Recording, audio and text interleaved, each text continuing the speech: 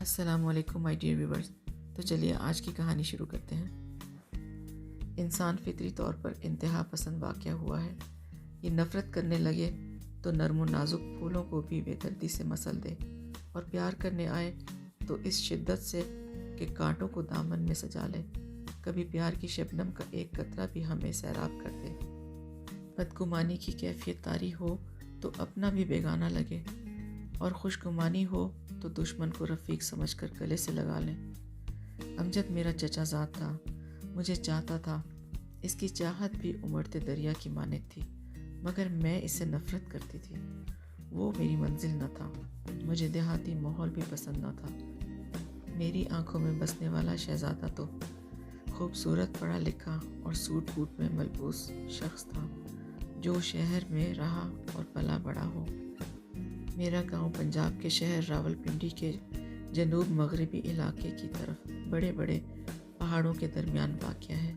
ایک وقت تھا کہ ہمارا گاؤں دور جدید کی سہولتوں سے محروم تھا. ایک کچی سڑک پنڈی سے ہمارے گاؤں تک جاتی تھی. اس روڈ پر صرف 2 بسیں چلا کرتی تھیں. گاؤں میں ایک مڈل سکول تھا جہاں لڑکے اور لڑکیاں اکٹھے پڑھتے تھے. بجلی نہ تھی. اسپتال کی کمی بھی شدت سے محسوس ہوتی تھی. ہمارے گاؤں کے کئی لوگ بر وقت طبی امداد نہ ملنے کی وجہ سے موت کے منہ میں چلے جاتے تھے. امجد اور میں اکٹھے ہی گاؤں میں اسکول میں پڑھتے تھے. امجد کے والد میرے ابا سے بڑے تھے.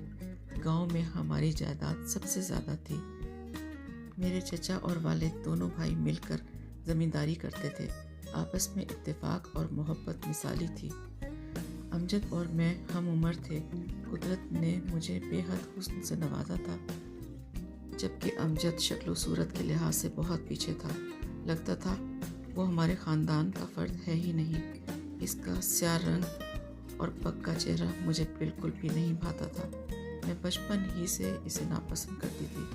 بدصورت ہونے کے باوجود کلاس کا ہونہار طالب علم تھا. اساتذہ اسے بہت چاہتے تھے، مگر میں ہر معاملے میں اسے نیچا دکھانے کی کوشش کرتی رہتی تھی. مڈل کا امتحان امجد نے فرسٹ ڈویژن میں پاس کیا، جبکہ میں بمشکل پاس ہوئی.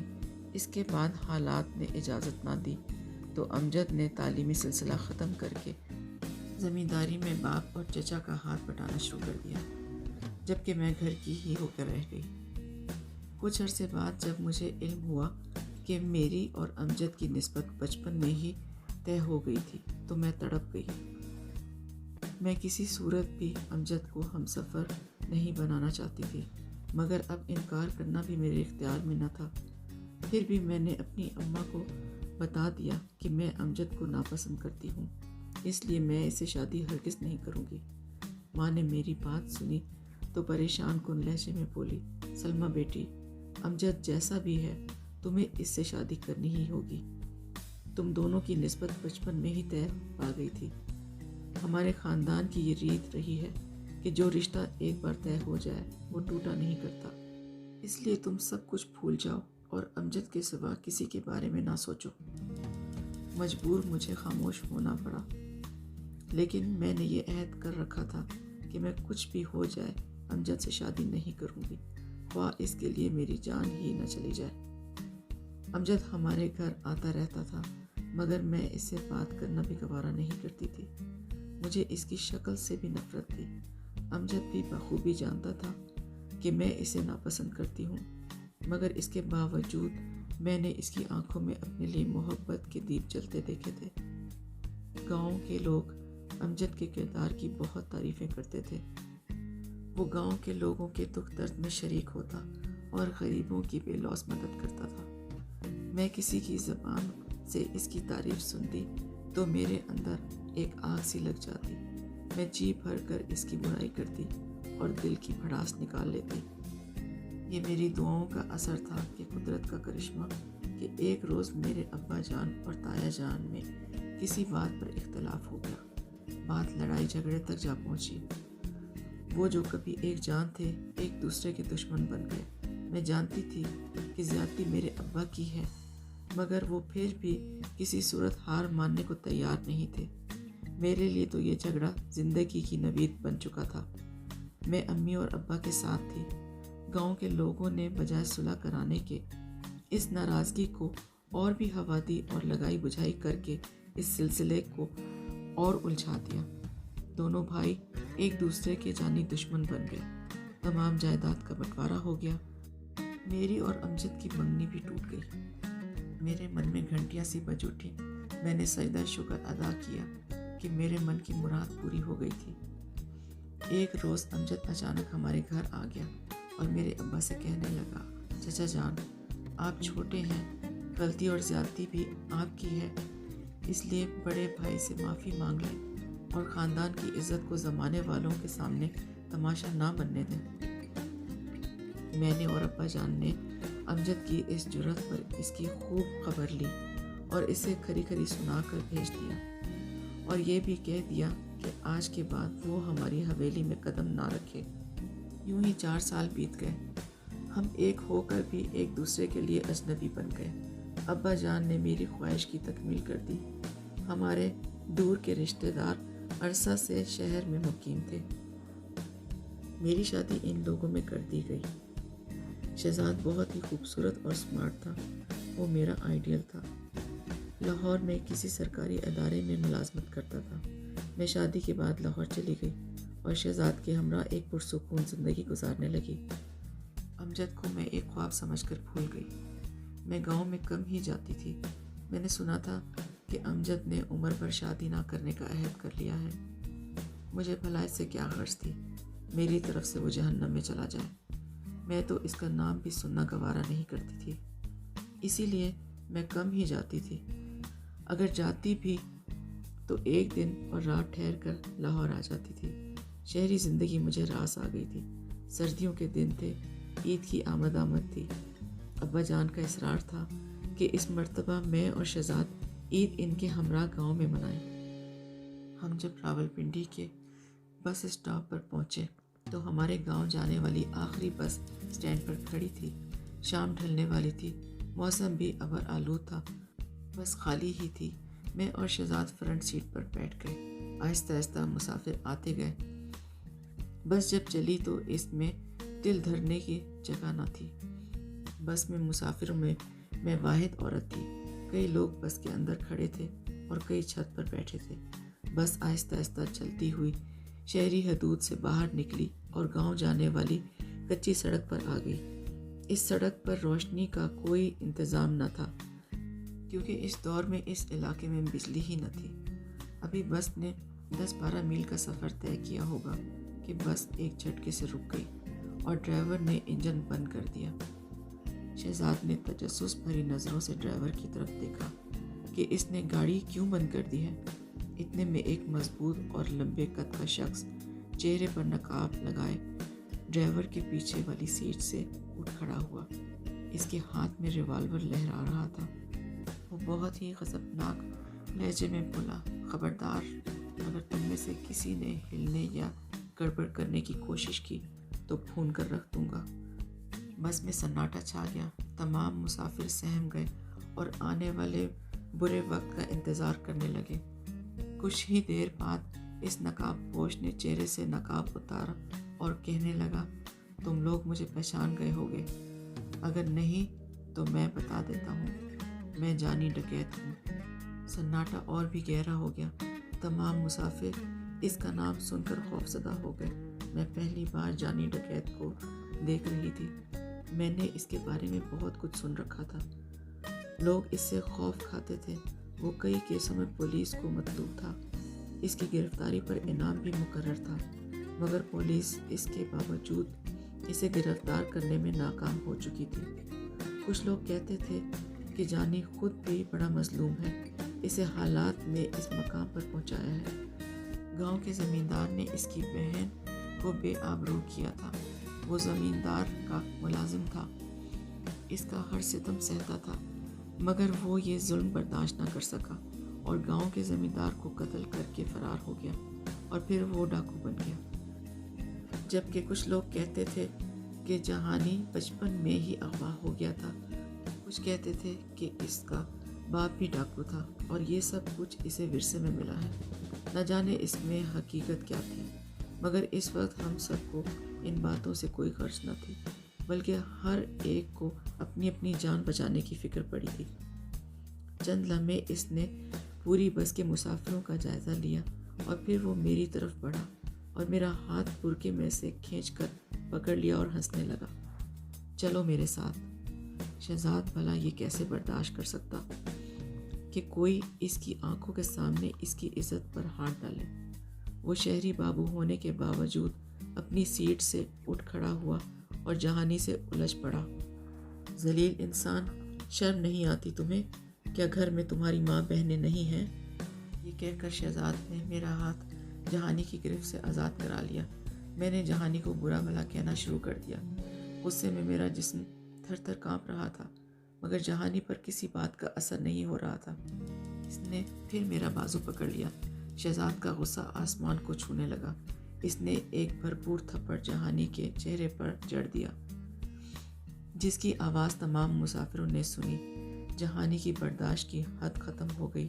اس نے میرا بازو چھوڑ دیا اور شہزاد کو گھسیٹ کر بس سے باہر لے گیا اور اسے بے دردی سے مارنے لگا۔ میں نے کافی شور مچایا، مگر کسی نے میری آہ فریاد نہ سنی۔ سب انجان بن کر ایک انسان کی بے بسی اور ایک درندے کے وحشیانہ پن کا تماشا دیکھ رہے تھے۔ شہزاد جہانی کی مار کھا کر بے ہوش ہو کر زمین پر گر پڑا۔ جہانی پھر بس کے اندر آ گیا اور مجھے بھی گھسیٹتا ہوا باہر لے گیا۔ بہت واویلا کیا، مگر کوئی بھی میری مدد کو نہ آیا۔ سب بزدل تماشائی بنے بیٹھے رہے۔ میں نے روتے ہوئے جہانی کو خدا اور رسول کے واسطے دیے اور کہا کہ اس کی بیٹیوں کی طرح ہوں میں، وہ مجھ پر رحم کرے اور مجھے چھوڑ دے، مگر جہانی پر میری آہوزاری کا کوئی اثر نہ ہوا۔ اس کا تو ضمیر ہی مر چکا تھا۔ مسافروں میں سے کسی میں اتنی ہمت اور جرأت نہ تھی کہ آگے بڑھ کر وہ جہانی کا راستہ روکتا یا اس ظلم اور زیادتی کے خلاف سینہ تان کر کھڑا ہو جاتا۔ سب کے سب بس کی کھڑکیوں میں سے ایک مجبور اور بے بس عورت کا تماشا دیکھ رہے تھے۔ جہانی مجھے لے کر آگے بڑھنے لگا۔ میں نے مزاحمت کی اور اسے کوسنے لگی، مگر میری مزاحمت نے جہانی کے غصے کو اور ہوا دی۔ اس نے میرے شوہر پر گولیاں برسا کر میری آنکھوں کے سامنے ہی مار ڈالا۔ میں لمحوں میں بیوہ ہو گئی۔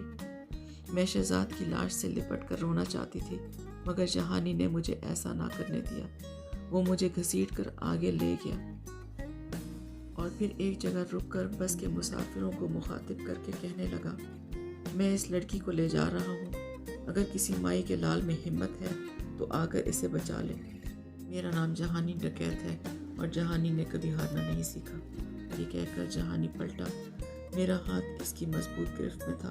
میں مسلسل چلا رہی تھی اور حسرت بھری نگاہوں سے مسافروں کی طرف دیکھ رہی تھی کہ شاید کوئی غیرت مند مجھے بچا لے۔ میرے لبوں سے آہیں اور دعائیں ایک ساتھ نکل رہی تھیں کہ اے پروردگار، اے رب ذوالجلال، میری مدد فرما۔ شاید وہ دعا کی قبولیت کا لمحہ تھا۔ خدا نے میری سن لی تھی۔ بس کی چھت سے ایک مسافر نیچے کودا اور ہم تک آ پہنچا۔ اس نے مجھے جہانی کی گرفت سے لمحوں میں آزاد کرایا اور پھر کسی بھوکے شیر کی مانند جہانی پر ٹوٹ پڑا۔ جہانی اس اچانک حملے سے گھبرا گیا۔ ریوالور اس کے ہاتھ سے چھوٹ کر دور جا گرا اور وہ دونوں ایک دوسرے سے گتھم گتھا ہو گئے۔ جہانی نے اس مسافر کو زیر کرنے کی بہت کوشش کی، مگر ناکام رہا۔ اس مسافر نے بھی بہت زور لگایا، مگر جہانی اس کے سامنے چٹان ثابت ہو رہا تھا۔ اس مسافر نے اپنی شلوار کے نیفے سے خنجر نکال لیا اور جہانی پر پل پڑا۔ دیکھتے ہی دیکھتے اس نے جہانی کے جسم میں کئی سوراخ کر دیے۔ وہ بری طرح لہو لہان ہو گیا اور کچھ دیر تڑپ کر وہ زندگی کی قید سے آزاد ہو گیا۔ مسافر بس سے نیچے اتر آئے اور اس مسافر کی طرف بڑھے جو ایک طرف بیٹھا ہانپ رہا تھا۔ اس کے جسم پر کئی زخم آئے تھے۔ وہ کسی قدر اندھیرے میں تھا۔ میں اس کی صورت نہیں دیکھ پا رہی تھی۔ مشرق کی جانب سے چاند طلوع ہو رہا تھا۔ ہلکی ہلکی روشنی پھیلنے لگی تھی۔ ایک دو مسافر شہزاد کی لاش کی طرف بڑھے اور کچھ میری طرف آ گئے۔ میں اپنی کلائی پکڑے زمین پر بے سدھ پڑی تھی۔ میرے اعصاب شل ہو چکے تھے۔ مجھ میں اٹھنے کی تاب ہی نہ تھی۔ ویسے بھی اس کے گرد کافی مسافر جمع ہو گئے تھے۔ میں منتظر تھی کہ لوگ مجھے خوشخبری دیں کہ شہزاد زندہ ہے۔ میں لاشعوری طور پر اسے دیکھنے سے کترا رہی تھی۔ شاید میں خود کو اس کی موت کا یقین نہیں دلانا چاہتی تھی۔ میں اٹھی اور آہستہ آہستہ اس اجنبی مسافر کی طرف بڑھی جو میری خاطر زخمی ہو گیا تھا۔ میں نے اپنا دوپٹہ اتار کر ایک مسافر کو دیا اور کہا کہ ان کے زخموں پر باندھ دو۔ اس مسافر نے دوپٹہ پھاڑ کر اس کے زخموں پر باندھنا شروع کیا تو میں بھی اس کے قریب ہو گئی۔ میں نے اس مسافر کو دیکھا تو میرا وجود زلزلوں کی زد میں آ گیا۔ وہ امجد تھا، میرا کزن، میرا سابقہ منگیتر۔ میں فوراً امجد کے قدموں میں جھک گئی۔ میں نے روتے ہوئے کہا، امجد، میں سمجھی تھی تمہیں مجھ سے نفرت ہو گئی ہوگی اور تم میری شکل دیکھنا بھی گوارا نہ کرو گے، مگر آج جو کچھ تم نے کیا وہ میں زندگی بھر نہیں بھولوں گی۔ امجد نے میری طرف دیکھا اور کراتے ہوئے بولا، سلمیٰ، عزتیں سب کی سانجھی ہوتی ہیں۔ یقین کرنا سلمیٰ، مجھے قطعی یہ معلوم نہیں تھا کہ جہانی کا شکار ہونے والی لڑکی کون ہے۔ یہ تو مجھے اب پتہ چلا ہے کہ وہ تم ہو۔ سلمیٰ، شاید قدرت کو ہمارا ملن منظور نہ تھا۔ میں قدرت کے اس فیصلے پر شاکر ہوں۔ تمہاری جگہ کوئی لڑکی بھی ہوتی تو بھی میں وہی کرتا جو اس وقت میں نے کیا۔ مجھے اس بات کا افسوس ہے کہ میں تمہارے خاوند کو نہیں بچا سکا۔ شاید تمہاری قسمت میں یہی لکھا تھا۔ یہ کہہ کر امجد نے میرے سر پر ہاتھ رکھ دیا۔ میری آنکھوں سے تشکر کے آنسو بہہ نکلے۔ وہ میرا ہاتھ پکڑ کر شہزاد کے پاس لے آیا اور تب میں وہ خوفناک منظر دیکھنے پر مجبور ہو گئی جس سے میں آنکھیں چرا رہی تھی۔ شہزاد لہو لہان تھے اور ان کی ویران آنکھوں میں جیسے تشکر بھرا ہوا تھا۔ مجھے یوں لگا جیسے وہ امجد کے شکر گزار ہوں کہ اس نے ان کی عزت لٹنے سے بچا لی۔ مجھے رہ رہ کر اپنی سوچ پر افسوس ہو رہا تھا کہ میں زندگی بھر جس امجد کی بدصورتی کی وجہ سے اس سے نفرت کرتی رہی، میں نے اس کے کردار کی خوبصورتی پر توجہ ہی نہ دی۔ آج مجھے پتہ چلا تھا کہ گاؤں کے سبھی لوگ اس کی تعریفیں کیوں کرتے تھے۔ وہ واقعی تعریف کے قابل تھا۔ امجد پر مقدمہ چلا مگر جلد ہی اسے نہ صرف بری کر دیا گیا بلکہ تعریفی اسناد اور انعام سے بھی نوازا گیا۔ جب ان حالات کا علم میرے والدین کو ہوا تو ان کے سر بھی امجد کی عظمت کے سامنے جھک گئے۔ میرے ابا جان نے امجد کے والد سے معافی مانگ لی۔ برسوں بعد بھائیوں میں خود بخود صلح ہو گئی۔ کچھ عرصے بعد میرے والدین نے خود چاہا کہ میری اور امجد کی شادی کر دی جائے۔ جب مجھے اور امجد کو والدین کے اس فیصلے کا علم ہوا تو ہم دونوں نے ان کا یہ فیصلہ ماننے سے انکار کر دیا، اس لیے کہ میں امجد کو بھائی بنا چکی تھی۔ میں اس فخر میں رہنا چاہتی تھی کہ میں ایک غیرت مند بھائی کی بہن ہوں۔ میرا کوئی بھائی جو نہیں تھا۔ یہ تھی آج کی کہانی جس سے ہمیں یہ سبق ملتا ہے کہ ہمیں کوئی بھی رشتہ بناتے وقت اس انسان کی ظاہری خوبصورتی کے بجائے اس کی سیرت پہ پہلے غور کرنا چاہیے۔ تو فرینڈز، اگر آپ کو آج کی کہانی پسند آئی اور آپ مجھ سے مزید کہانی سننا چاہتے ہیں تو ویڈیو کو لائک اور میرے چینل کو سبسکرائب کر دیجیے تاکہ میری آنے والی ہر ویڈیو آپ تک بآسانی پہنچ سکے۔ کل پھر ایک نئی کہانی سناؤں گی، تب تک کے لیے اجازت دیجیے۔ اللہ حافظ۔